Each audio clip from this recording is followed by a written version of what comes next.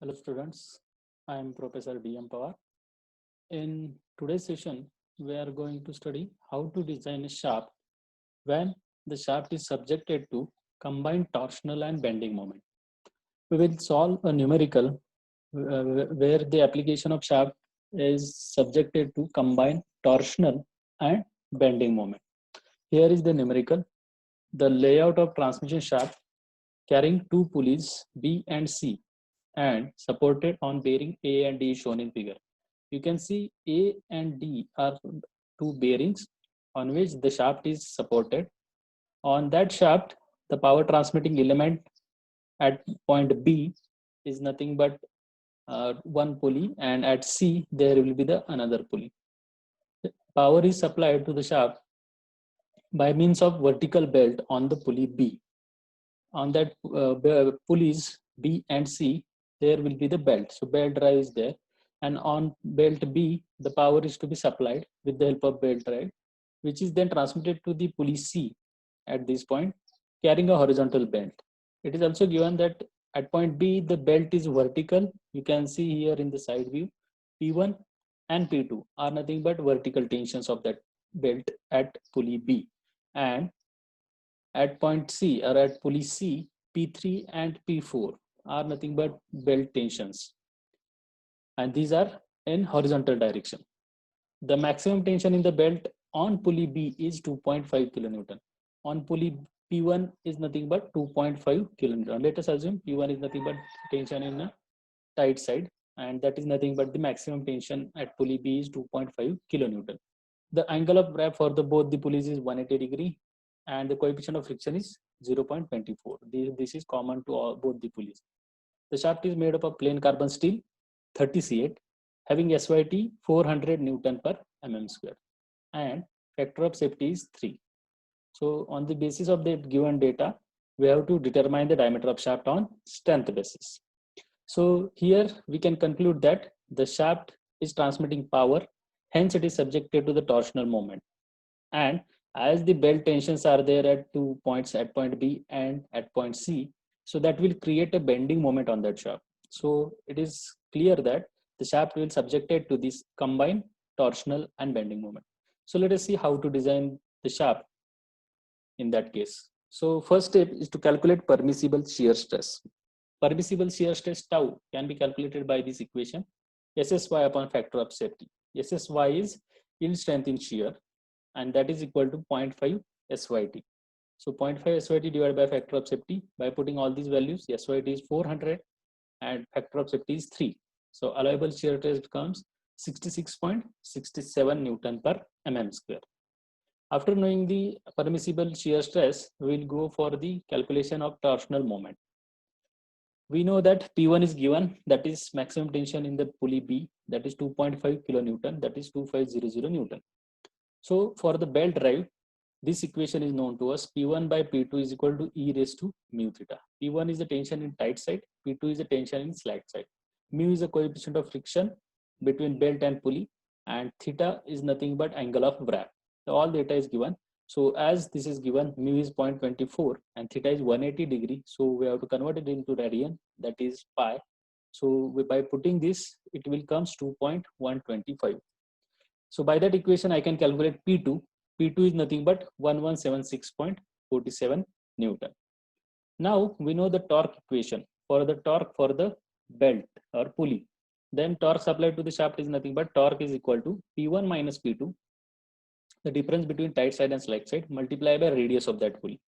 We calculated P1 and P2 here. So P1 is 2500, P2 is 1176.47, and radius is 250 mm.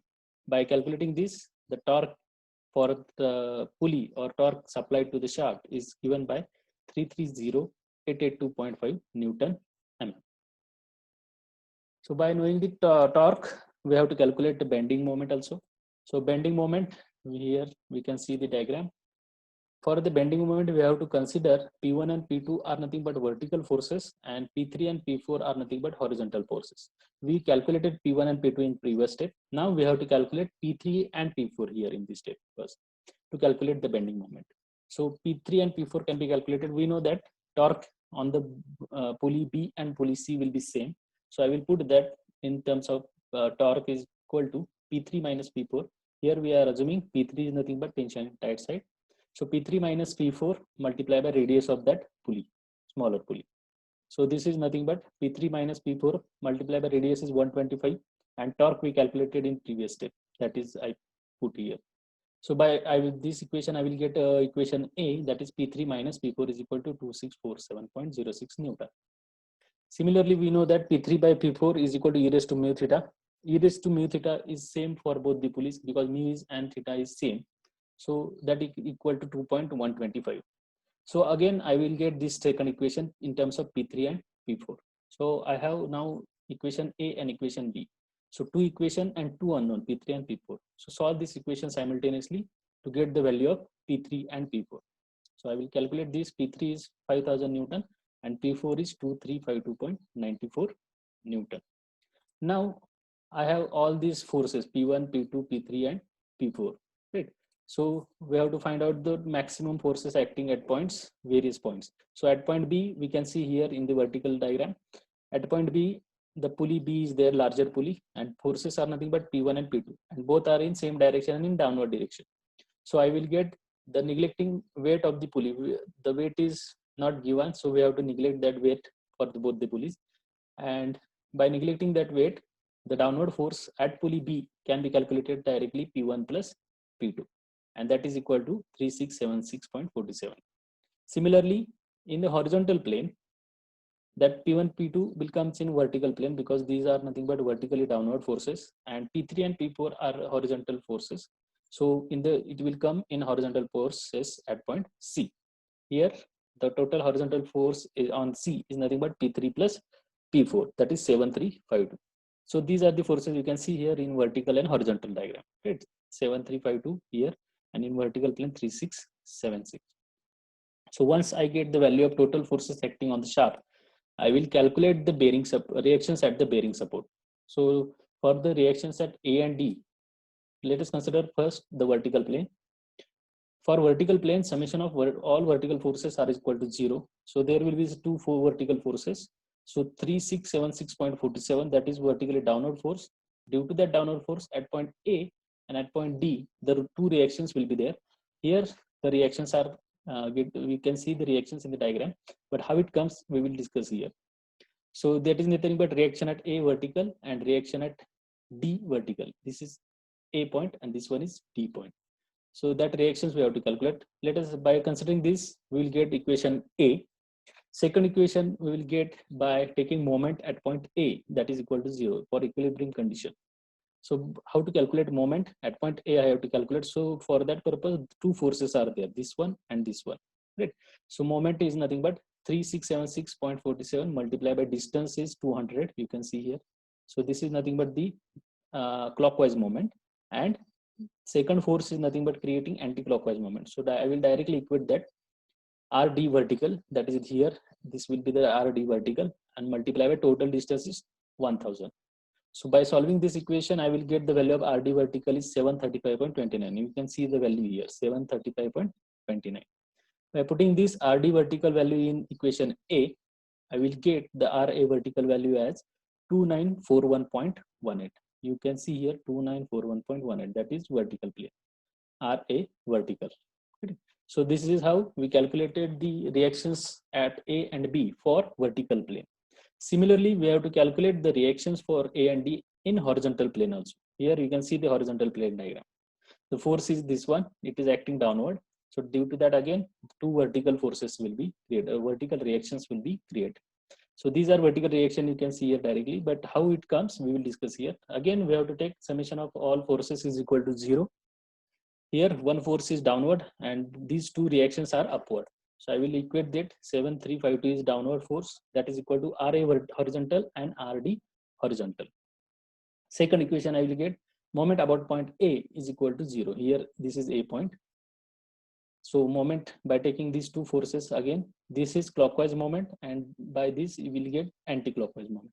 So I will equate that two moments, 7352 multiply by total distance, distance is 600 plus 200, that is 800, and RDH, reaction at D horizontal, this force, multiplied by total distance is 1000. So by calculating this, I will get the value of reaction at D horizontal is 582.35. You can see here in this diagram 582.35. Similarly, by putting the value of equation D in equation C, I will get the reaction at A horizontal, and that will comes 1470.59. Here you can see the diagram 1470.59. So that's how till now we have calculated the reactions at point A and D for vertical plane as well as horizontal plane separately. Now it's time to calculate the bending moment. So here also the bending moment we have to calculate for vertical as well as horizontal plane separately. So first we'll consider for the vertical plane. So bending moment at B in vertical plane. Here you can see that we have to calculate the bending moment at point B and at point C for vertical plane as well as horizontal plane separately. So let us start with this bending moment at point B in vertical plane. How to calculate bending moment? We have to calculate bending moment at point B. So here I will take any one side force. So I will take this one side, left side force, that is 2941.18 multiplied by distance is 200. Here you can see this diagram. So bending moment at B vertical is 588,232 Newton mm. Here in this bending moment diagram, you can see that value 588,232 in this point. Similarly, bending moment at C in vertical plane, I will calculate the bending moment here by considering this force multiplied by 200 distance. Here again 735.29 multiplied by 200. So bending moment at C vertical is nothing but 147.058 Newton mm. Here you can see that 147.058 Newton mm at point C. So these are the bending moment at vertical plane. Similarly, for horizontal plane, I have to calculate the bending moment for both the points. So bending moment at point B in horizontal plane. Here you can see the horizontal plane diagram. Force is this one, reactions are these two. So at point B, I will calculate by considering this force multiplied by distance 200. So 1470 multiplied by 200, and bending moment is 294,118 Newton mm. You can see here 294,118 at point B in a horizontal plane. Similarly, we have to calculate bending moment at C in horizontal plane. So bending moment at C point here, this is nothing but the C point. So again, I will take this force multiplied by distance 200. So 582.35 multiplied by 200. That is bending moment at C. So bending moment at C is nothing but 1,176,470. Here in this diagram of bending moment, you can see 1,176,470 at this point of C. So this is how we calculated bending moment for vertical plane as well as horizontal plane. Now the next task is to calculate resultant bending moment at point B as well as at point C, resultant of vertical as well as horizontal bending moments. And we have to check where will be the maximum bending moment acting on the shaft. So for that purpose, here is the resultant. We know that bending moment resultant we calculate at point B is nothing but under root of bending moment vertical square plus bending moment horizontal square at point B. So bending moment vertical and horizontal we have calculated by putting this value 588,232 in vertical plane and 294,118 in horizontal plane. So bending moment resultant bending moment at B point becomes 657,664.26. Here is the resultant bending moment diagram. You can see here 656, 657, 664.26. That will be the resultant bending moment at point B. Similarly, resultant bending moment at point C, bending moment at C vertical square and bending moment at C horizontal square. You can see here at point C 147, that will be the value of in vertical plane, and in horizontal plane 1,176,470.